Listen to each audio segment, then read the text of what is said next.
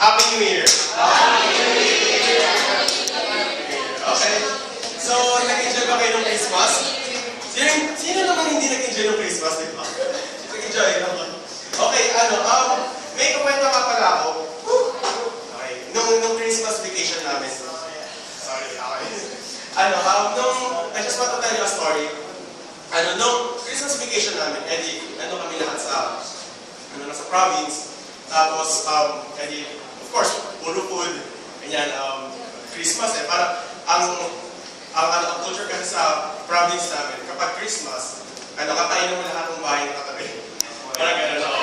So, parang kasi clan kami doon, tapos kakainin mo lahat. Tapos, meron nga pala, sa bahay namin, meron kaming aso. Pangalan niya Jambi, and he's a Rottweiler. Okay, tapos, sobrang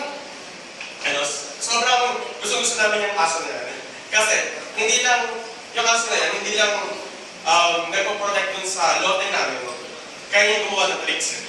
Kunyari, pag hinagay sa mga tinapay, nasa niya sa ere, yung mga ganun.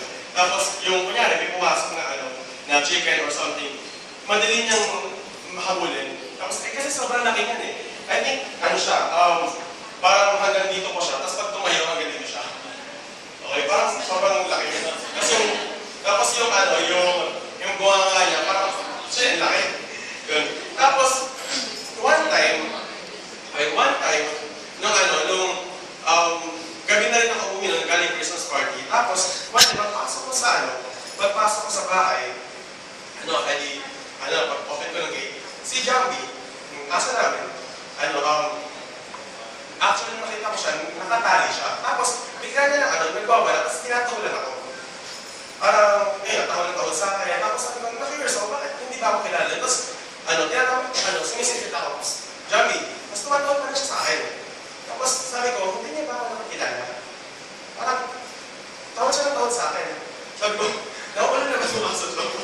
Parang, okay, Tapos, buti na lang, nakatali siya. So, sabi ko, okay, pumasok na ako sa bahay. Kasi usually yung aso namin, nasa lote namin nakatakoy. Punta siya, nakatali. Tapos pumasok na ako, natulog na ako. Tapos the day after, so, ano nangyari? Kinausap yung daddy ko, bakit ganun si Jambi? Tapos, nalaman ko pala na medyo malabo yung mata niya. So, hindi niya makita kapag medyo madilim na.